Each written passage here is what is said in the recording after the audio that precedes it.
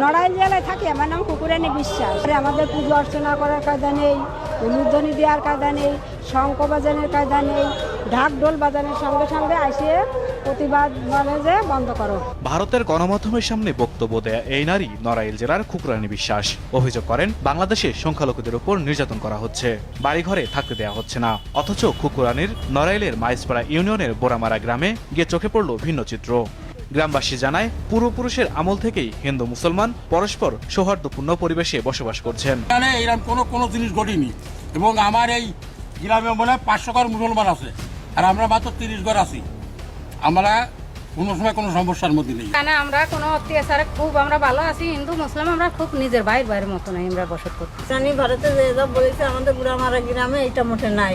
এদিকে কুকুরানির মিথ্যা বক্তব্যে হতভম্ব পরিবার। মা যে কথাটা বলছে আসলে এটা খুবই দুঃখজনক এবং এটা ইন্ডিয়ার যে মিডিয়া ছিল আমার যা ধারণা ওদের একটা চক্রান্ত, ঠিক আছে, যে কারণে আজকে এই মা আছে শিকার হয়েছেন।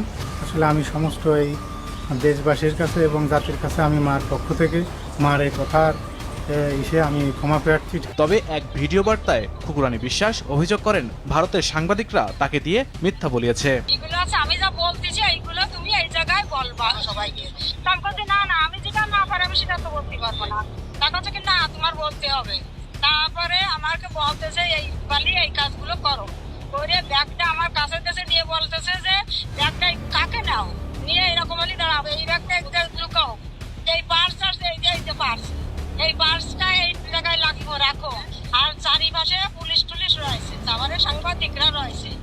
একদম আমার সামনে মুখের পরে দিয়ে সমস্ত মিছে কথা বানায় আমাকে বলাইছে বলতেছে এইগুলো তো বলতে হবে। পাশে এইরকম পাশে সবাই এরকম পাশে রয়েছে, এই পাশে রয়েছে এই পাশে রয়েছে আর ওই ভয় দেখাচ্ছে আর বলতেছে কি যে এই কথাগুলো বলো এই কথাগুলো বলো। আমি বলছি কি না আমার সমস্ত যা কোনোদিন হয়নি তা আমি বলতে পারবো না।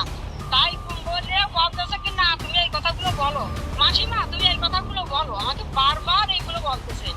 বলার পরে তারপরে রিকোয়েস্ট করে না শুনলে আমি কি মুখ সবাই দিচ্ছি তা বলতেছে কি যে না মুখ দাও মুখ দাও মুখ দাও সামনে আসো সামনে আসো এরকম ভাবে আমার সঙ্গে বলতেছে। আর পিছন